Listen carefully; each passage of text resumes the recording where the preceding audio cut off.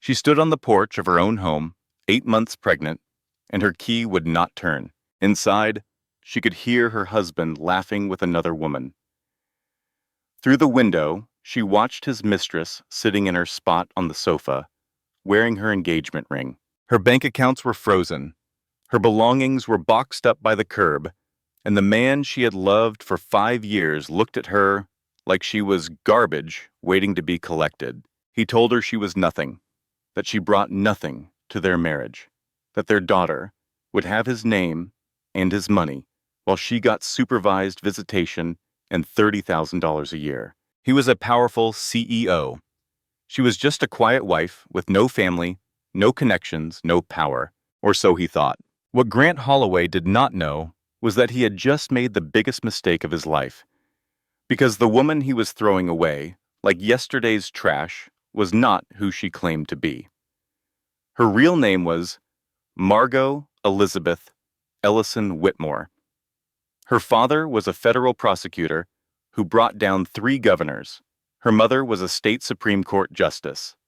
And her uncle was the family court judge that Grant's own lawyers had specifically requested for the divorce. She had hidden her identity for 5 years, hoping her husband would love her for herself. He failed. And now, in front of everyone he was trying to impress, she was about to remind him why the Whitmores never lose. This is the story of a woman who was told she was worthless by the man who should have protected her, and how she rose from the ashes to destroy everything he built. Lesson and value. This story carries a powerful message. Your worth is never defined by how someone treats you. It is defined by who you choose to become when they try to break you. If you have ever been underestimated, dismissed, or made to feel small by someone who should have loved you, this story is for you. It is a reminder that the people who try to make you invisible often cannot see their own blindness. And sometimes, the greatest revenge is simply becoming the person they never believed you could be. The front door would not open. Margot stood on the porch of her own home, 8 months pregnant, her key refusing to turn in the lock. The September wind caught her hair, leaves scattered across the welcome mat that still said the Holloways in cheerful script. Inside, she could hear laughter. A woman's laughter, high and musical and wrong. And then Grant's voice, clear through the window. She's probably crying at her mother's by now. The movers already took her things to storage. Pathetic, really. 5 years of marriage, and she still doesn't understand how the world works. Margot's hand fell away from the door handle. The sonogram photos from her appointment were still warm in her purse. Baby girl, the technician had said. Perfectly healthy. She tried the key again. It scraped uselessly against new brass. Through the living room window, she could see them. Grant, still in his navy suit from the office. A woman with auburn hair sitting on Margot's cream-colored sofa. Sitting in Margot's spot. The spot where she had curled up every evening for 5 years. The woman leaned into Grant's shoulder. He kissed her forehead. Margot's phone buzzed. She looked down at the screen with numb fingers. 12 missed calls from numbers she did not recognize. A single text from Grant. My lawyer will be in touch. Don't make this difficult. Her heart was pounding so hard she could feel it in her throat. This could not be real. She had left for a doctor's appointment 2 hours ago. 2 hours. They had eaten breakfast together. He had kissed her cheek. He had asked her to pick up his dry cleaning on the way home. The dry cleaning was still in her car. She pressed her palm against the door, against the house she had decorated room by room, the nursery she had spent 3 months designing.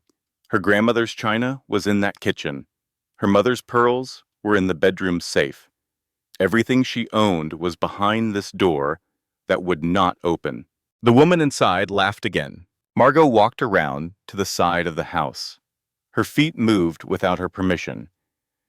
Past the hydrangeas she had planted their first spring. Past the broken fence post Grant had promised to fix for 3 years.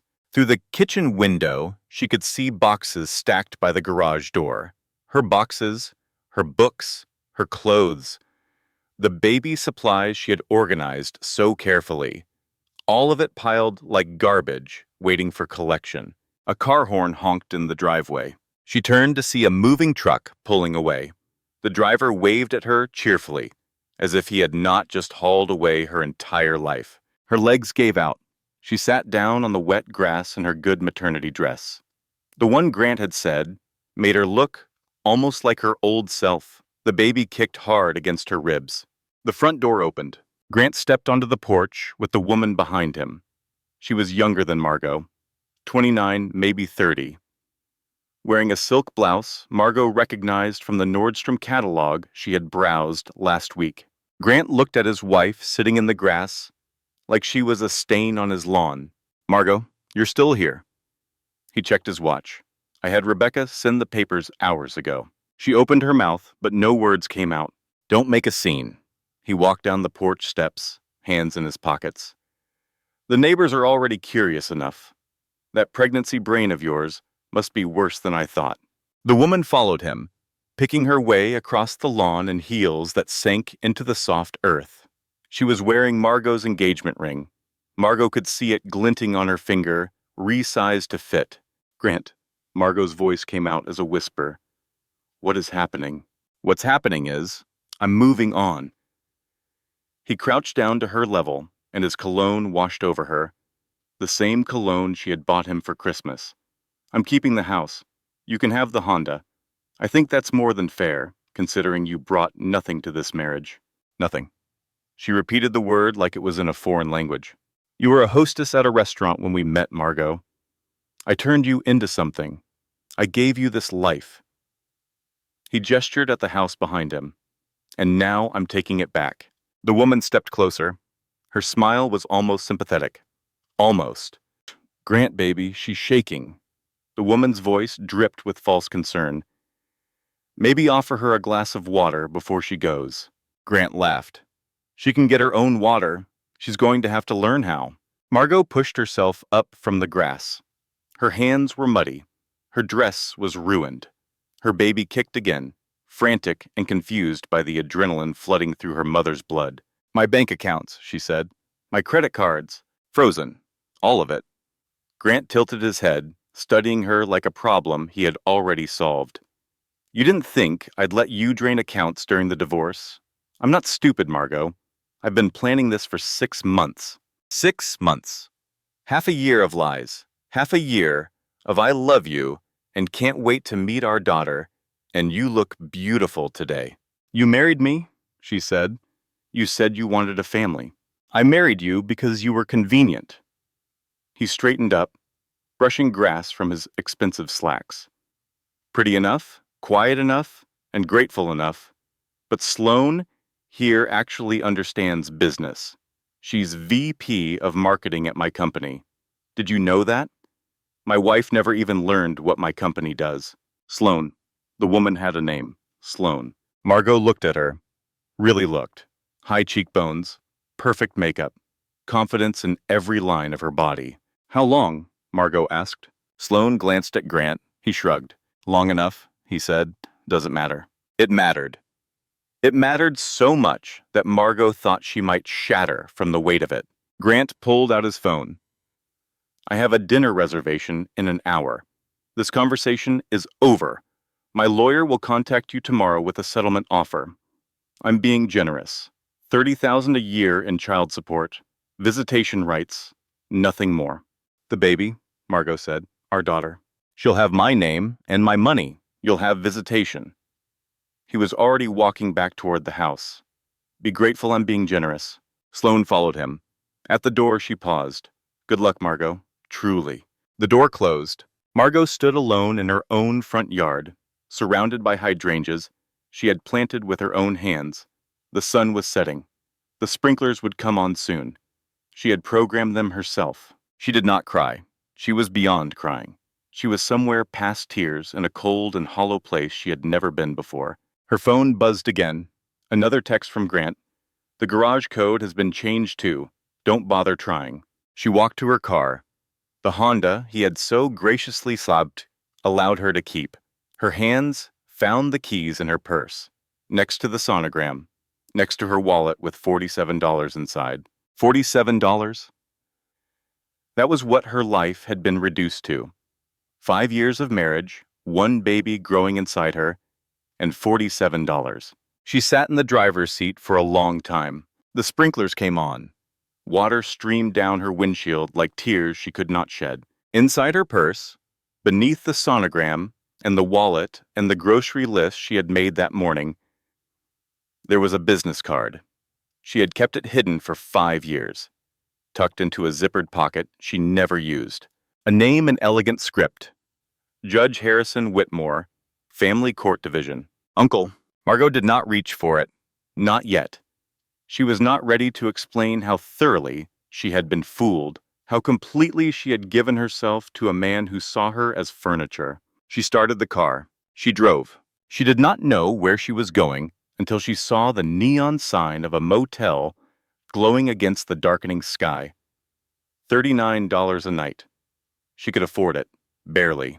The room smelled like industrial cleaner and old cigarettes. The bedspread was brown. The television was bolted to the wall.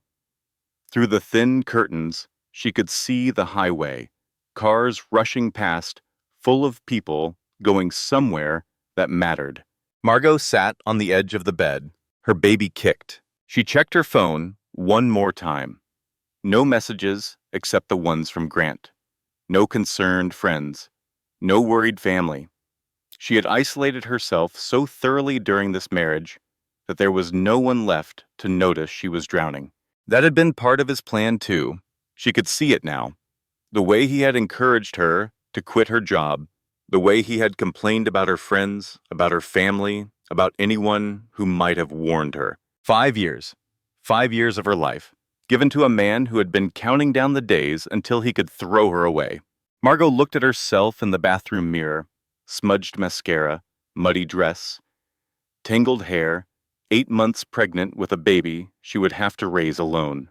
She did not recognize the woman staring back at her, but somewhere underneath the shock and the grief, something else was stirring. Something that felt like the first spark of a fire that had been cold for too long. Grant thought she was nothing. He thought she had no one. He thought he had won. He had no idea who she really was. The motel room was silent except for the hum of the highway. Margot sat on the bed, still in her ruined dress, counting the money in her wallet. $47. She had already paid $39 for the room. That left $8 for food, for gas, for everything. She had been wealthy for 5 years. She had forgotten how to count pennies, but she had not forgotten. Not really. Before Grant, she had been someone else entirely. Someone she had buried so deep that even her husband never suspected. Her phone screen glowed in the darkness. Midnight. She should sleep. The baby needed rest, even if she could not. She pulled the business card from her purse instead. Judge Harrison Whitmore, Family Court Division. The ink was faded from years of being hidden. The corners were soft from being touched. Her uncle, her mother's brother, the man who had taught her to ride a bicycle when she was 6 years old. Margot was not Margot Ellison, nobody from nowhere.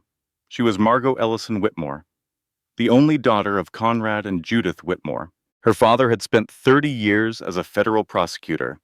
He had brought down 3 corrupt governors and a sitting senator. The newspapers used to call him the conscience of the courts. Her mother had been a state Supreme Court justice until she retired 2 years ago. She had written opinions that were studied in law schools across the country. Her uncle was the most respected family court judge in the state. High-profile divorces, custody battles that made headlines. His name was a synonym for fairness. The Whitmore family was not just wealthy. They were powerful. They were connected. They were the kind of people who shaped the law itself. And Margot had hidden all of it from Grant. Why? She knew why. She had known since the moment she met him at that charity gala 6 years ago. He had approached her at the bar, confident and charming, and he had looked at her like she was something beautiful and simple, something he could possess. She had been wearing a borrowed dress, no jewelry, her hair in a plain ponytail. He had assumed she was working the event, not attending it. She did not correct him. For once in her life, someone was looking at her without calculation, without wondering what the Whitmore connection could do for them, without asking about her father's famous cases or her mother's judicial philosophy. Grant saw her, just her, a woman at a bar with a tired smile. "Let me get you a drink," he had said. "You look like you need one." She should have known then. He only valued her when he thought she was beneath him. But she had been so tired. Tired of being the Whitmore daughter. Tired of wondering if anyone would ever love her for herself. So she had lied. By omission at first, then more directly. She told him her parents were retired school teachers, that she had no siblings, that she was exactly what she appeared to be, a former restaurant hostess with no connections and no ambitions. He had proposed 3 months later. She had accepted. She had convinced herself that love could be built on lies. She was wrong. Margot looked at her reflection in the dark television screen.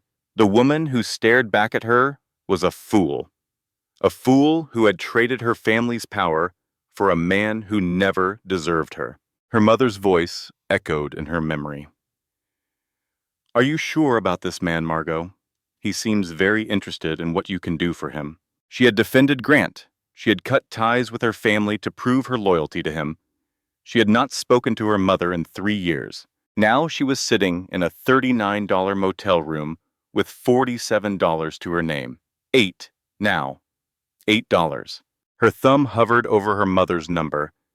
The contact was still there, never deleted, just ignored. She could end this right now. One call. The Whitmore legal machine would destroy Grant before breakfast. His company would be investigated.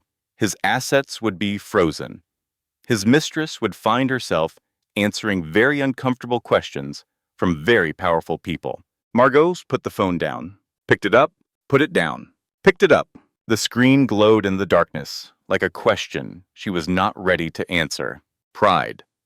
That was what stopped her. Pride and shame. She had been so certain that Grant was different, that she had finally found someone who loved her for herself. To admit she was wrong meant admitting her family had been right all along. A knock on the motel door made her jump. She froze. Grant.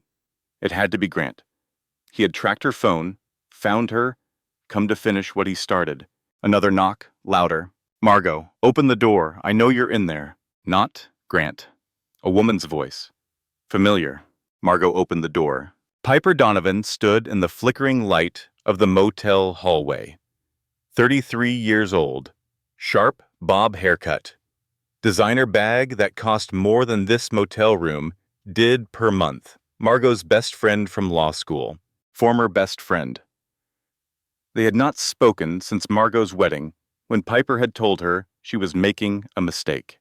"Your mother called me," Piper said. She pushed past Margot into the room.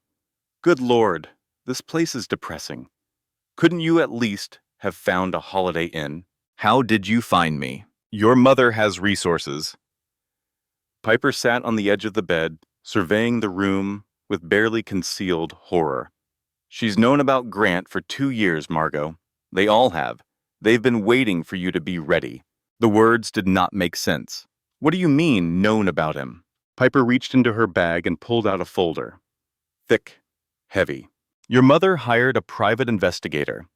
Grant's affair with that Sloan woman started 3 months into your marriage. He's been hiding assets, cooking books at his company, setting you up to take the fall for years." She handed Margot the folder. "They wanted to tell you. Your uncle almost intervened a dozen times, but your mother stopped him." "Why?" "Because she said you needed to see it yourself. She said you would not believe anyone else." Piper's voice softened. Was she right? Margot opened the folder. Photographs, bank statements, emails, a complete record of Grant's betrayal, laid out in damning detail. Sloan in Grant's office. Sloan at hotels. Sloan at the house Margot had been locked out of. Taken while Margot was visiting her obstetrician. Transactions to offshore accounts. Shell companies with Sloan's name on the paperwork. Pension funds from Grant's employees being siphoned into private investments that would never be repaid. Her hands were shaking. He married you specifically because he thought you were poor and controllable, Piper said. He bragged about it to his CFO. We have it on recording. The room was spinning. Margot lowered herself onto the bed, the folder clutched against her chest. My whole marriage, her voice cracked. Everything was a lie. Yes. Piper did not soften the truth. She never had. But you did not come to this marriage with nothing, Margot. You came with a family that loves you. You came with connections that could bury him. And you came with me. Margot looked at her friend. I said terrible things to you at my wedding. You did. You told me he was wrong for me. I did. I didn't listen. You didn't. Piper reached over and took her hand. But I'm here now, and so is your family. The only question is what you want to do about it. Margot looked down at the folder, at the evidence of 5 years of lies. I want him to hurt, she whispered. I want him to know what this feels like. Piper smiled. It was not a kind smile. Then we do this the Whitmore way. We let him destroy himself in public. And when he's on his knees, that's when the judge reads your name. The baby kicked. Margot placed her hand on her belly. A daughter. Grant's daughter. But more importantly, a Whitmore. Ready for what? Margot asked. Piper's eyes gleamed. To burn it all down. The Whitmores don't lose. And you're about to remember why. The motel room felt smaller now. Piper had brought coffee from the gas station across the street. Decaf for the baby. Margot held the cup without drinking, letting the warmth seep into her cold hands. Start from the beginning, Margot said. Tell me everything. Piper opened the folder on the bed between them. Documents spread like a roadmap of destruction. Your mother hired the investigator 14 months after your wedding. She had suspicions before that, but she wanted to be certain. Piper pulled out a photograph. Grant and Sloane at a restaurant, heads bent close together. This is from your first anniversary. You were at home preparing a surprise dinner. He told you he had a business meeting. Margot remembered that night. The candles, the champagne she could not drink because she was trying to get pregnant. The way he had come home late and told her the meeting had run long. She had believed every word. The affair was already serious by then, Piper continued. But it gets worse. Grant never intended for your marriage to last. He wanted a quiet, controllable wife to improve his image with investors. Old money prefers family men. He said that. He wrote it in an email to his CFO. And I quote, "The Ellison girl is perfect. No family connections that matter. No career ambitions. She'll sign whatever I put in front of her when the time comes." The words landed like physical blows. Margot set down her coffee before she dropped it. He picked me because I seemed weak. He picked you because he thought you were weak. There's a difference. Piper flipped through more documents. But his plan started falling apart when you got pregnant. He wasn't expecting that. The timeline shifted. He wanted me to get an abortion. Margot's voice was flat. He said it wasn't the right time, that we should wait. Because a baby complicates the divorce. Child support, custody, public perception. Piper shook her head. When you refused, he accelerated everything. The lockout today was supposed to happen next month. You forced his hand by keeping the pregnancy. Margot's hand moved to her belly. Her daughter had saved her, in a way, by existing, by being loved. What about the company? She asked. The financial fraud. That's where it gets really interesting. Piper pulled out a thick stack of financial documents. Grant's company, Holloway Enterprises, looks successful on paper, but he's been cooking the books for years. Fake contracts, inflated revenues. He's been siphoning money from the employee pension fund into offshore accounts. That's illegal. Very illegal. SEC violation territory. And guess whose name is on those offshore accounts? Sloane? Sloane Prescott, VP of Marketing. She's either complicit or being set up as a fall guy. Maybe both. Piper leaned back against the headboard. Here's the beautiful part. Grant thinks he's protected because he married someone with no connections. He thinks he can blame the financial problems on the divorce, claim you were somehow involved, and walk away clean. But I wasn't involved in anything. We know that. But he was planning to forge documents. We have evidence that he's been building a case against you for months. Fake signatures, doctored emails, everything he would need to destroy your credibility if you ever tried to fight back. The scope of the betrayal was staggering. Margot had not just been cheated on.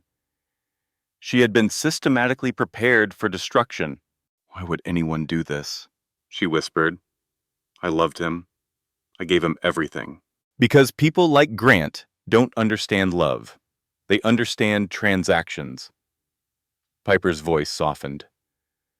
You were an asset to him, and now he's trying to liquidate you before you become a liability. Margot stood up from the bed. The room was too small.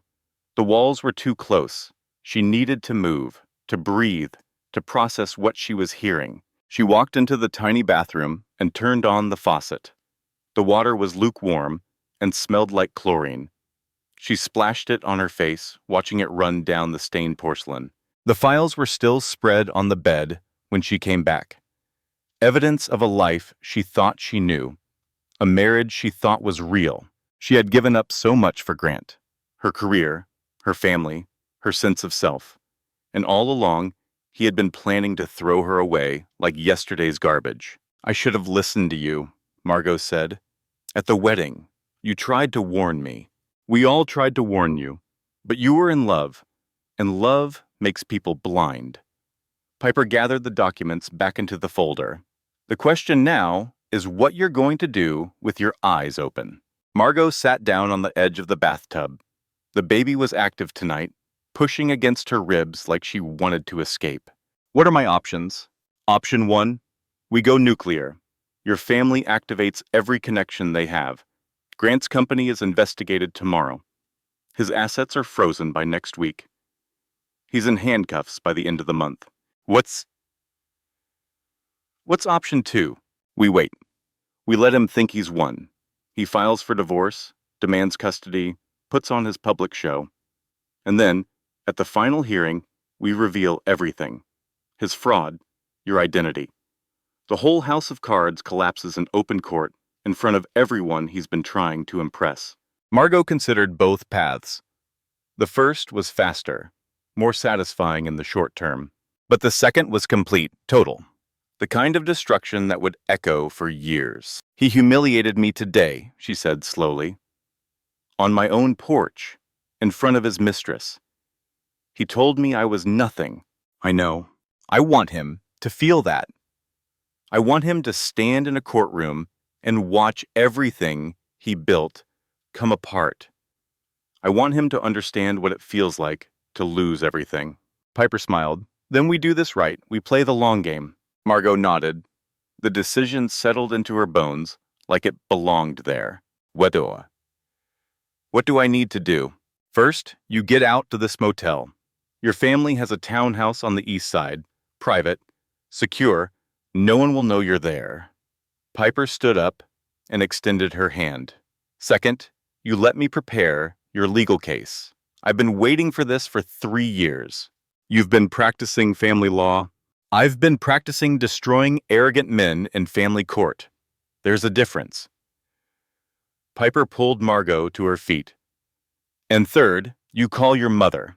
She's been waiting by the phone since we tracked your credit card to this motel.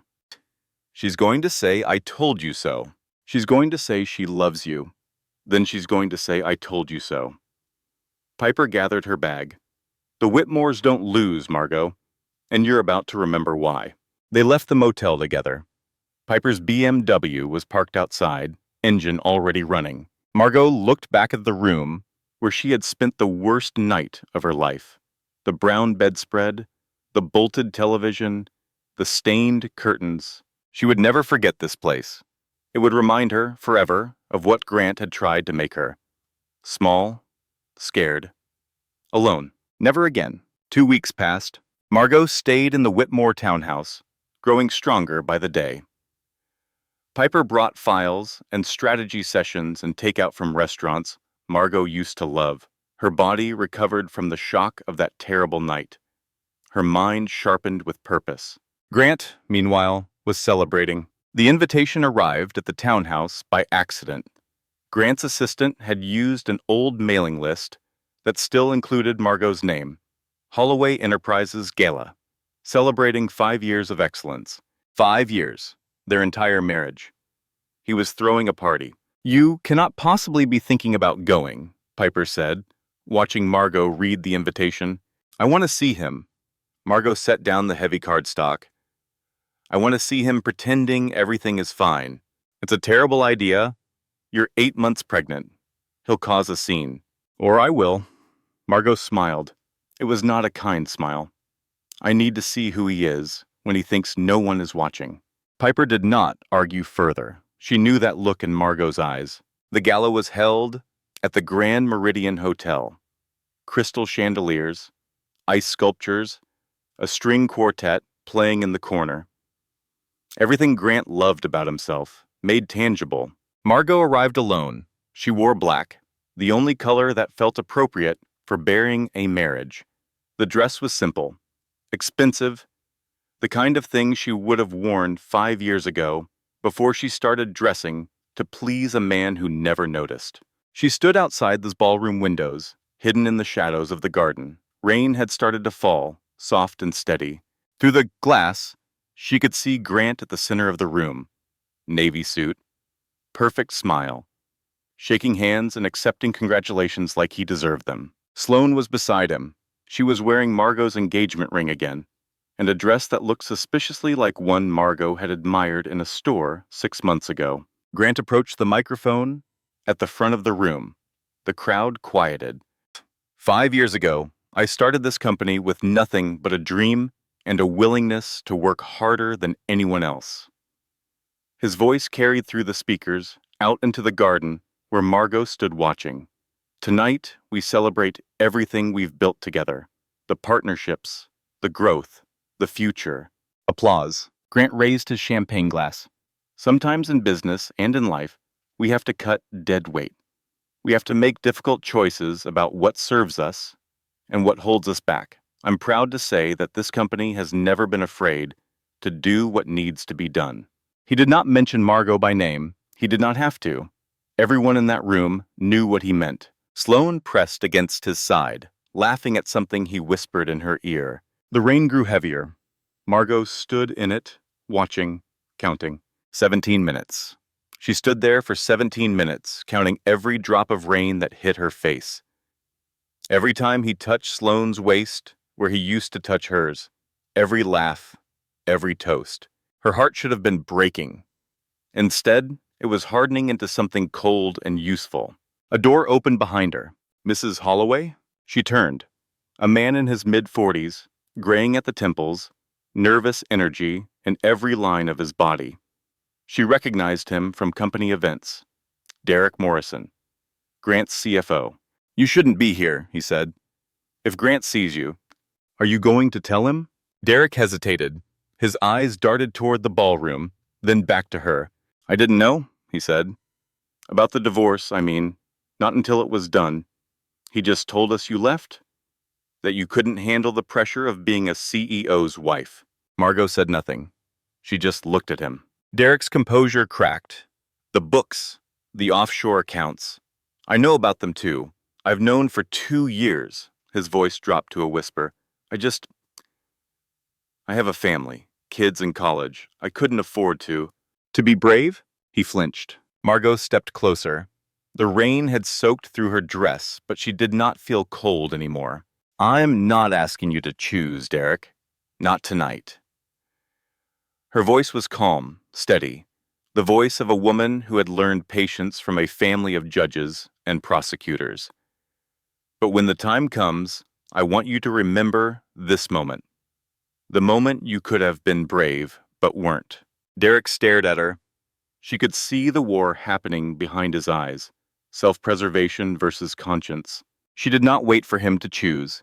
She turned and walked toward the ballroom doors. "Mrs. Holloway, wait, you can't just—" But she was already inside. The warmth hit her first, then the music, then the shocked silence, as 300 people turned to stare at the pregnant woman in the soaking wet dress. Grant's face went white, then red. "What the hell are you doing here?" Margot walked toward him, leaving wet footprints on the pristine carpet. Guests parted like the Red Sea, their champagne glasses suspended mid-sip.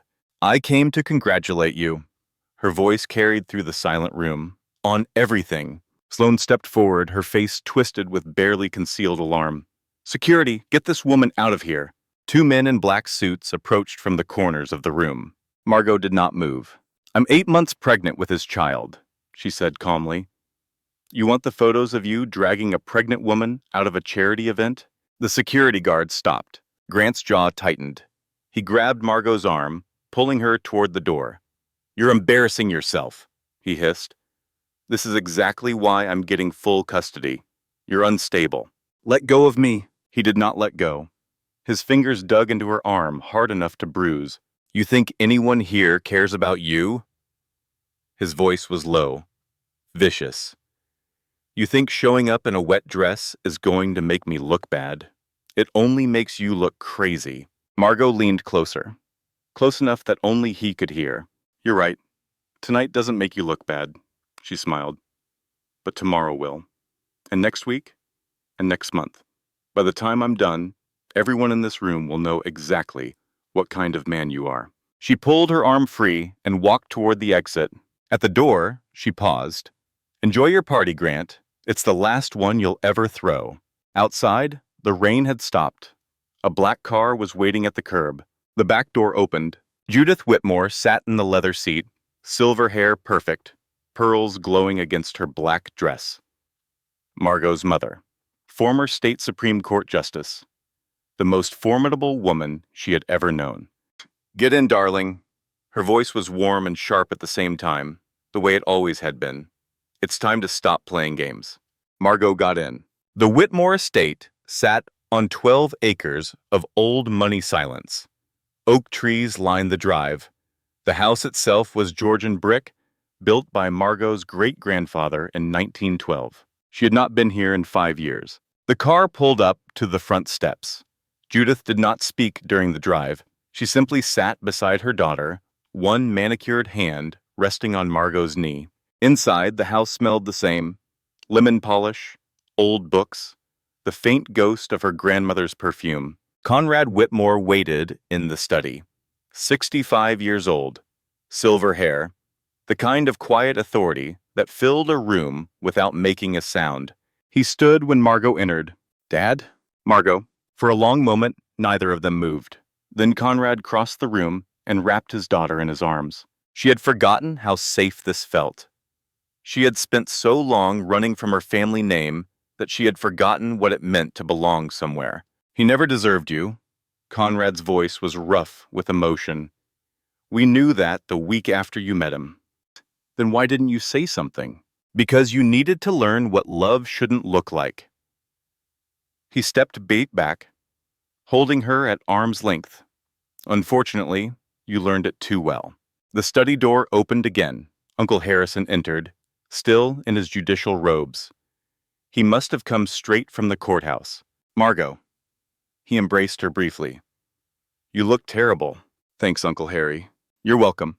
He sat down in his customary chair by the fireplace. "I've recused myself from your divorce 3 times now. Grant's attorneys keep requesting me specifically because they think I'll be lenient. Old money protecting old money." Judith poured herself a scotch. "What they don't know is that Whitmore isn't just old money. It's old justice." Margot walked slowly through the room, touching objects she had not seen in years. Her grandmother's portrait above the mantel. The first debate trophy she had won at 14. A framed letter on the wall, the paper yellowed with age. She stopped in front of it. "Dear Margot," the letter read, "never let them make you small. You were born to take up space in this world. Use every inch of it. With admiration, Ruth Bader Ginsburg." She had written to Justice Ginsburg for a school project when she was 12. The response had arrived 2 weeks later. Her mother had framed it. Margot had forgotten it existed. "Why didn't I listen to you?" she said quietly. Judith came to stand beside her. "Because you were young, because you wanted something none of us could give you. What was that? To be ordinary. Judith's voice was gentle. To be loved without complication, without expectation. She sighed. The Whitmore name is heavy, Margot. I never blamed you for wanting to set it down. But I didn't set it down. I just hid it. Margot turned to face her family. And now Grant is going to pay for what he did to me. And everyone will say it's because of my family connections. They'll say I didn't earn this. Harrison shook his head. Grant will pay for what he did because he's a criminal. The fraud, the embezzlement, the betrayal. Those are his choices, not yours. And we're not going to win this for you, Conrad added. You're going to win it yourself. We're just going to make sure the playing field is fair. Piper entered the study carrying another folder. The final hearing is set for 2 weeks from Friday. Grant's team has filed for emergency custody. They're claiming you're mentally unstable and financially incapable. I know, I saw the filing. They're also claiming you've been estranged from your family for years, so you have no support system. Piper smiled thinly. That's going to be fun to disprove. The Whitmores gathered around the study table. Judith, Conrad, Harrison, Piper, Margot stood at the head looking at the people who had been waiting for 5 years for her to come home. Here's the plan, Piper said. You're going to appear at the hearing without visible legal representation. Pro C. Grant's team will think you've given up. They'll get cocky. And then, at the right moment, you reveal who you are. The judge reads your full legal name into the record, and Grant finally understands that he married into one of the most powerful families in the state without knowing it. Harrison leaned forward. The law is clear. His fraud has endangered pension funds that include judicial employees. This isn't just personal, Margot. This is a matter of public interest. What about custody? Margot asked. What about my daughter? Full custody, Judith said firmly. No visitation. He's already demonstrated that he's willing to use a child as leverage. We won't give him that chance. Margot looked at each of them in turn. Her mother, steel and silk. Her father, quiet power. Her uncle, the weight of the law. Her best friend, sharp as a blade. For 5 years, she had tried to build a life without them. For 5 years, she had failed. Okay, she said, we do it your way, the Whitmore way. Later, alone in her childhood bedroom, Margot opened a music box she had not touched since she was 15. The mechanism was stiff, but it still played. A Brahms lullaby, tinny and sweet. She cried, not from sadness, from relief, from the overwhelming sensation of finally coming home. Grant's counterattack came 3 days later. Margot woke to Piper pounding on her bedroom door. Get up, we have a problem. The headline was on every local news site. CEO's estranged wife implicated in financial scandal. The story cited unnamed sources claiming that Margot had been involved in her husband's business dealings, that she had signed documents authorizing questionable transactions, that she had a history of mental illness that rendered her an unfit mother. All of it was lies. All of it would take months to disprove. Grant had made the first move. The media requests started immediately. Reporters camped outside the Whitmore estate. Their cameras pointed at the iron gates like they could see through them. One of them cornered Margot outside a grocery store 2 days later. She had slipped out for air, desperate to feel normal for even an hour. Mrs. Holloway, is it true you have a history of mental illness? The camera was 3 feet from her face, the microphone closer. Mrs. Holloway, did you authorize the offshore transactions? Mrs. Holloway, do you have a statement about the custody proceedings? She froze. The baby kicked, her heart hammered against her ribs. Leave her alone. Piper appeared from nowhere, placing herself between Margot and the cameras. My client has no comment at this time. Client, not friend. They were playing roles now. Back at the estate, Margot sat in the study, staring at the stack of newspaper articles Piper had collected. Every one of them painted her as unstable, manipulative, dangerous. He's winning, she said. He's making noise. Piper sat across from her. There's a difference. Is there? Look at this. Margot held up one of the articles. His mother gave a statement, Evelyn Holloway. She called me unsuitable. Evelyn Holloway is a social climber who would sell her own son for a seat at the right dinner party. Her opinion doesn't matter, but it did matter. Every word of it mattered. Because somewhere out there, a judge was reading these articles. A custody evaluator was forming opinions. The story of Margot's life was being written by people who had never met her. Her phone rang. Grant. She answered before she could stop herself. I know you're planning something. His voice was the same smooth poison it had always been. Whatever family connection you think you have, it won't matter. What are you talking about? Don't play dumb, Margot. Someone's been asking questions about my company. If you think you can outspin me in court, you're delusional. He did not know about the Whitmores. He just knew something was wrong. Someone was digging. It made him nervous enough to call. Good. Here's my final offer, Grant continued. Walk away now. You get $30,000 a year in child support. Never speak to the press, never contact me, you disappear. Margot gripped the phone so hard her knuckles went white. You want me to disappear? Her voice was steady, even as her hands shook. Grant, I've been invisible our entire marriage. The difference now is I've chosen to become visible, and you're not going to like what you see. She hung up. The phone rang again immediately. She turned it off. That night, she could not sleep.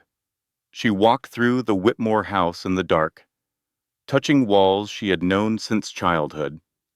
The grandfather clock in the hallway, the squeaky floorboard outside her parents' bedroom, the window seat where she used to read on rainy afternoons. At 2 a.m, she found herself in her old closet, surrounded by boxes of things she had left behind. Photos from law school, her debate club trophies, a box of letters from friends she had lost touch with. She emptied her purse onto the floor, sorted the contents by category, receipts by date, coins by denomination. $4.37. That was how much change she had. It felt like control. It felt like the last thing she could hold on to. The contractions started at 3:15. Sharp. But too soon. Margot called for help, but the house was asleep.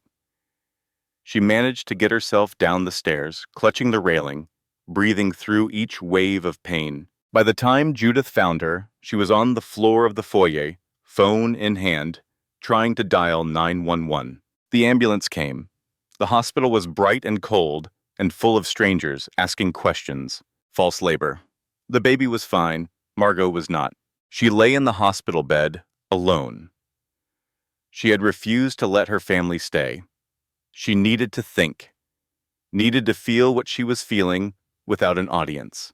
What if she could not do this? What if Grant won? What if her daughter grew up with him as the example of what a man should be? The settlement papers were in her purse.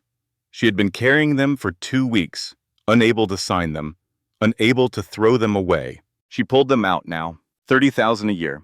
Supervised visitation. A non-disclosure agreement that would silence her forever. She could end this, sign the papers, accept defeat, walk away with whatever scraps Grant deigned to give her. Her thumb hovered over Grant's number in her phone. One call, one surrender. It would all be over. The cursor blinked on the screen. Blinked, blinked. A knock at the door. Mrs. Holloway? A nurse entered. There's a woman here. Says she's your mother. Judith walked in.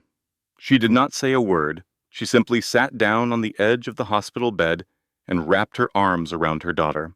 For an hour, they stayed like that, silent, breathing together. When Margot woke up, the settlement papers were gone. Judith had taken them. You don't surrender, darling. Her mother's voice was soft but firm. You regroup.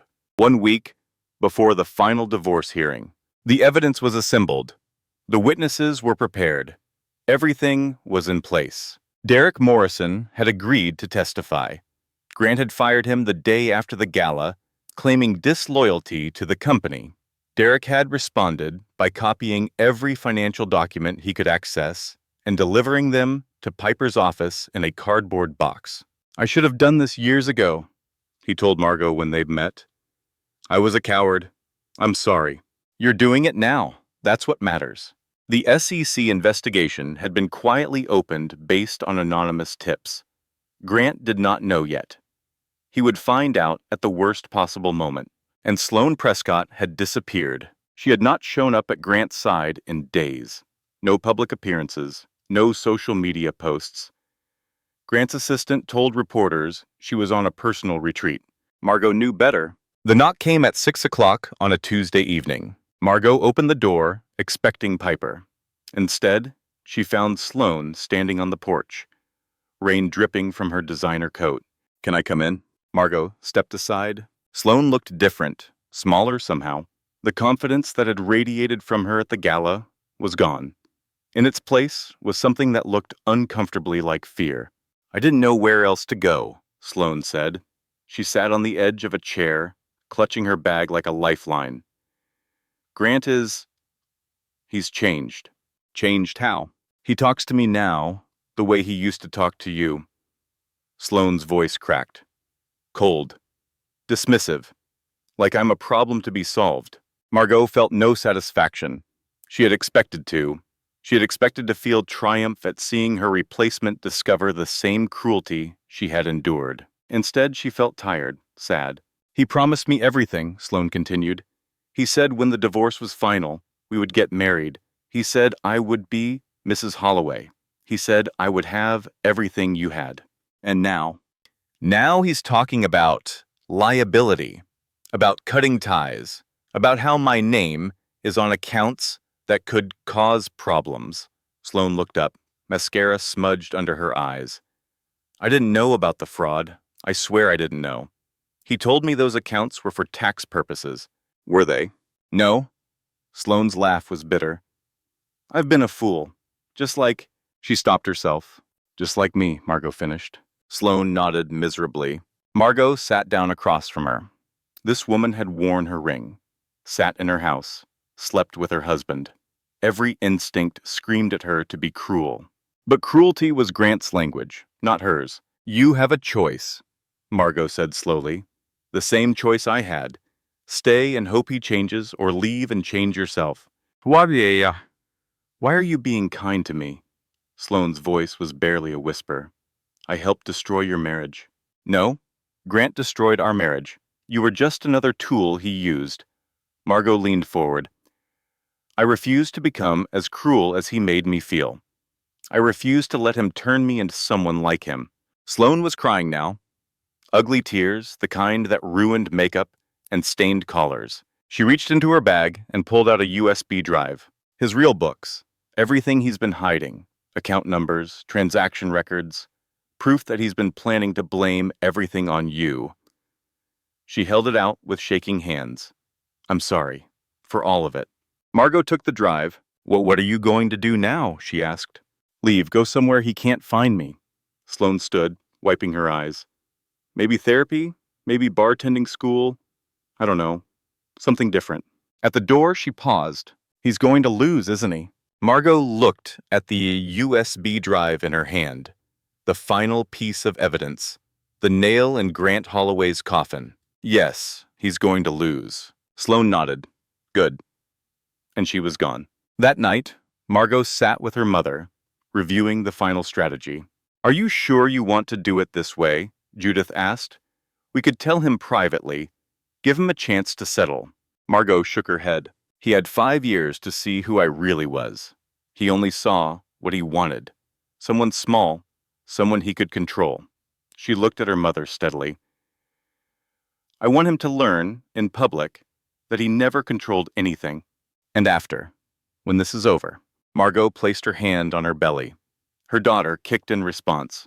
Then I become someone new, someone who doesn't need to hide. The final divorce hearing was held on a Friday morning in November. Courtroom 4B Family Court Division. The room smelled like old wood and floor polish. Fluorescent lights buzzed overhead. Grant arrived first, flanked by a team of 4 attorneys in identical navy suits.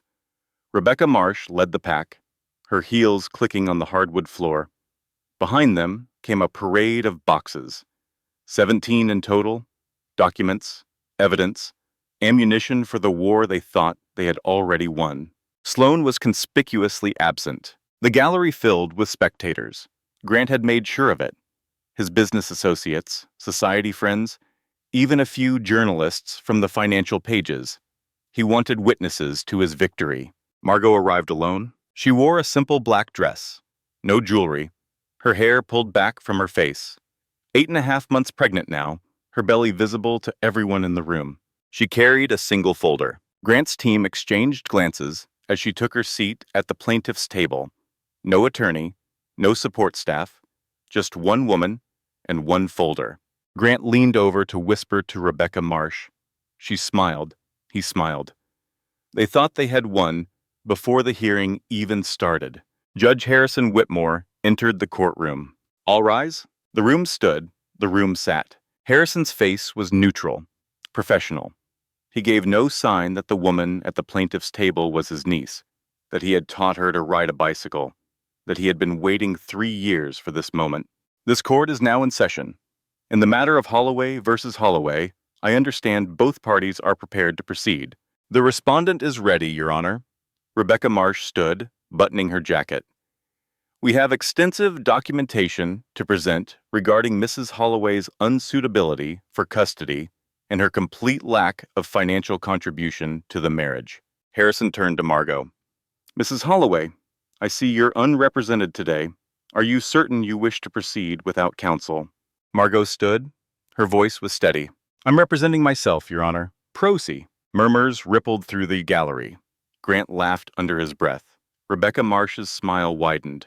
Very well, Harrison made a note. Let's proceed. The next 2 hours were a master class in destruction. Rebecca Marsh presented her case with surgical precision. Margot was painted as unstable, unemployed, dependent, a woman with no career, no family support, and no means of providing for a child. Grant's testimony was polished, rehearsed. I built everything we had, Your Honor. My wife contributed nothing financially to our marriage. I paid for the house, the cars, the lifestyle. Everything she had came from me. He turned to look at Margot, expecting tears. She was writing notes, calmly. I'm asking only for what's fair, Grant continued. Primary custody of our daughter and protection of my assets. Mrs. Holloway can have supervised visitation. That's more than reasonable, given the circumstances. Rebecca Marsh presented document after document, bank statements showing Margot's lack of income, medical records suggesting mental health concerns, witness statements from Grant's employees, friends, and mother, all testifying to Margot's instability. Through it all, Margot sat silent, writing, waiting. Finally, Harrison turned to her. Mrs. Holloway, you've heard the respondent's case. Do you have anything to present in your defense? Margot stood. Your Honor, before I present my case, I need to disclose a relationship that may be relevant to these proceedings. The room quieted. Grant frowned. My full legal name is Margot Elizabeth Ellison Whitmore. Her voice carried clearly through the silent courtroom. You are my uncle. Complete silence. Grant's face went white. What? That's not possible. Rebecca Marsh turned to look at him. You didn't know. Of course I didn't know. She never... Grant stood, pointing at Margot. Your Honor, this is a conflict of interest. You need to recuse yourself immediately. Harrison's expression did not change. The court acknowledges this disclosure. Mrs. Whitmore, you understand I would typically recuse myself in such circumstances. I do, Your Honor. Margot's voice was calm. However, given that Mr. Holloway's counsel specifically requested you for this proceeding 3 times, I believe any objection would be hypocritical. Grant's attorneys scrambled through their files. They had requested Harrison Whitmore. They had thought he would favor wealth, favor position, favor one of their own. Harrison looked at Grant. Mr. Holloway, you married into one of the most prominent legal families in this state without knowing it. That speaks to either remarkable deception on your wife's part or remarkable incuriosity on yours. He paused. Shall we proceed? Grant sank back into his chair. Margot opened her folder. Your Honor, I would like to submit the following evidence into the record. She handed a USB drive to the bailiff. This drive contains complete financial records from Holloway Enterprises, offshore accounts, falsified contracts, evidence of systematic embezzlement from the employee pension fund. Grant shot to his feet. Your Honor, this is outrageous. These documents were stolen. This is corporate espionage. These documents were provided voluntarily by a former employee with direct knowledge of the fraud. Margot did not look at Grant. Mr. Derek Morrison, who will be testifying via video connection in approximately 5 minutes. Rebecca Marsh leaned over to Grant. Her face had gone pale. Whatever he had told his legal team, it was not this. Harrison accepted the USB drive. The court will review this evidence. Bailiff, please set up the video connection. Derek Morrison's face appeared on the courtroom monitor. He looked tired, older than his 45 years, but his voice was steady. I was Chief Financial Officer of Holloway Enterprises for 7 years. During that time, I witnessed and was pressured to participate in systematic financial fraud. Grant's attorneys requested a recess, denied. Derek continued. He named accounts, transaction dates, dollar amounts. He explained how Grant had siphoned money from employee pensions, how Sloan's name had been used to create offshore entities, how Margot was supposed to be the fall guy when everything collapsed. Mr. Holloway told me the divorce would provide cover, Derek said. He said his wife was simple, that she would sign whatever he put in front of her, that by the time anyone figured out the truth, she would be the one holding the bag. Grant was sweating now. His expensive suit was rumpled. His carefully constructed composure was cracking. Rebecca Marsh tried to object, tried to discredit Derek's testimony, but the numbers were too damning, the evidence too complete. Harrison's face remained neutral throughout, professional. When Derek finished, Margot stood again. Your Honor, I have one more piece of evidence to present. She handed over a document. This is confirmation that the SEC has opened a formal investigation into Holloway Enterprises based on the evidence you've just seen. The company's assets have been frozen pending the outcome of that investigation. The color drained from Grant's face. Your Honor, his voice was hoarse. I'd like to request a brief recess to discuss settlement options with my client. Denied. But Your Honor, Mr. Holloway, you have spent the past 2 hours telling this court that your wife is unstable, unsuitable, and incapable. Harrison's voice was ice. You have wasted this court's time with fabricated evidence and perjured testimony. You do not get to negotiate now that you've been caught. Grant turned to his lawyers, to the gallery full of people who had come to watch him win. I'll give her everything. His voice cracked. The house, the accounts, full custody. Just stop this. Margot stood. I don't want your money, Grant. She walked toward him, slowly, her hand resting on her belly where their daughter was growing. I want you to understand something.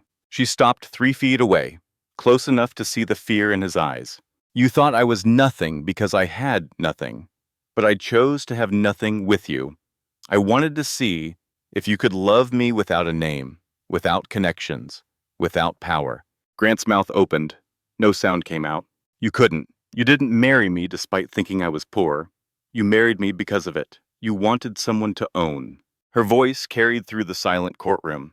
I was never yours to own, and our daughter never will be either. She turned and walked back to her table. Harrison picked up his gavel. This court finds in favor of the petitioner, Margot Elizabeth Ellison Whitmore. Full custody of the minor child is awarded to the mother. All visitation is denied pending criminal investigation. Grant made a strangled sound. Full. Furthermore, all assets currently held by Mr. Holloway are frozen and will be distributed according to law once the SEC investigation concludes. Personal assets are provisionally awarded to Mrs. Whitmore pending final determination. Harrison looked at Grant. Mr. Holloway, you came to this court believing you would leave with everything. You will leave with nothing. Not because of your wife's family connections, but because of your own actions. your greed, your cruelty, your conviction that rules do not apply to men like you. The gavel came down. This court is adjourned. Grant was escorted from the courtroom by his own lawyers. He tried to catch Margot's eye, tried to say something. She did not look at him. She was looking at the sonogram she had pulled from her folder. The image of her daughter. The baby who would grow up knowing her mother's strength. The gallery emptied. The journalists rushed out to file their stories. Grant's business associates pretended they had never known him. Judith Whitmore entered from the back of the courtroom. Conrad was behind her. Piper, the family that had been waiting. Margot hugged them all, one by one, in silence. It was over. 6 months later, the house was small, a cottage on 3 acres of land, far enough from the city that Margot could see stars at night. She had bought it with her own money, the settlement from Grant, the first money she had truly earned. Eleanor Judith Holloway was 4 months old. She had her mother's dark hair and her grandmother's stubborn chin. She was sleeping now, in the nursery Margot had painted herself. Pale yellow walls, a mobile of silver stars turning slowly in the breeze from the open window. Piper arrived at noon with Thai food and gossip. "Have you seen the news?" She set the containers on the kitchen counter. Grant pled guilty, 3 years minimum. More if they find additional fraud. "I saw. You don't seem happy." Margot poured herself a glass of water. The baby monitor crackled softly on the counter. "I'm not happy he's suffering. I'm happy I'm not." They ate on the porch, watching the autumn leaves fall. The trees were red and gold. The air smelled like wood smoke and apples. Her phone buzzed.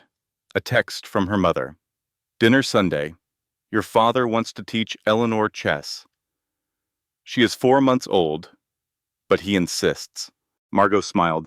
A week later, a letter arrived. No return address. Just a plain envelope with her name written in careful script. Inside, 2 pages. "Dear Mrs. Whitmore, I should have seen what my son became. I helped create it. I gave him everything and expected nothing. I made excuses for his cruelty. I called you unsuitable when you were the only suitable thing in his life. I am sorry. I know that means nothing now. But I wanted you to know. Evelyn Holloway." There was a check inside the envelope, made out to the Holloway Enterprises Pension Recovery Fund. Evelyn's personal savings. Everything she had. Margot sat with the letter for a long time. Then she tore up the check and wrote a new one. From her own account, double the amount. It was not about the money. It had never been about the money. It was about what they chose to rebuild. Her phone rang. An unknown number. She almost did not answer. "Mrs. Whitmore, it's Sloane Prescott." Margot sat down. "How are you?" "Better. I'm in therapy now. Working at a coffee shop in Portland. It's not glamorous, but it's honest." A pause. "I wanted to thank you for not destroying me when you had every right to. You made your own choice. I made it late, but I made it." Sloane's voice was stronger than Margot remembered. "I hope your daughter knows how lucky she is to have you." The call ended. Margot walked back to the nursery. Eleanor was awake now, cooing at the stars on her mobile. "Hey, baby girl." Margot lifted her daughter against her chest. "You're going to grow up knowing something important. You're going to know that being kind is harder than being cruel, and it matters more." Eleanor grabbed a fistful of her mother's hair. Margot laughed. Eleanor's first birthday party was chaos. The Whitmore clan had descended in force. Aunts and uncles and cousins 3 times removed. Piper was there, 6 months pregnant herself now, glowing with joy. Uncle Harrison was attempting to teach Eleanor how to hold a toy gavel. She kept putting it in her mouth. The cake had Eleanor's face on it, badly drawn by a bakery that charged too much. Margot loved it anyway. She stood at the edge of the party, watching. Her mother was arguing with her father about the proper way to cut cake. Piper was laughing at something Harrison said. Eleanor was being passed from relative to relative, collecting kisses. This was what Grant had tried to take from her. this noise, this chaos, this love. She reached into her wallet and pulled out an old business card. Faded now, soft at the corners. Judge Harrison Whitmore, Family Court Division. Her escape route, her safety net. The card she had carried for 5 years, just in case. She did not need it anymore. She tore it in half, dropped it in the trash. Margot. Her mother's voice carried across the lawn. Come cut the cake. Your daughter's trying to eat the candle. Margot walked toward the noise, toward the chaos, toward the love. Eleanor, baby, come look at the cake. It's got your face on it. She picked up her daughter, kissed her frosting sticky cheek, and for the first time in her adult life, Margot Whitmore did not look back. If this story touched your heart, or if you know someone who needs to hear it today, please share it with them. Your likes, comments, and subscriptions help us reach more people who might be going through their own difficult chapters right now. Every comment you leave tells us what kind of stories matter to you. And every subscription means you will never miss another story of strength, justice, and new beginnings. Thank you for being part of this community. Thank you for listening until the end. And thank you for believing that stories like this one deserve to be told. Closing statement. This content was carefully researched, developed, and manually edited by our team to bring meaningful lessons and inspiration to our audience. Every word was chosen with purpose. Every scene was crafted with care, because we believe that stories have the power to heal, to empower, and to remind us all that we are stronger than we know. Until next time, take care of yourself, and never let anyone make you feel small.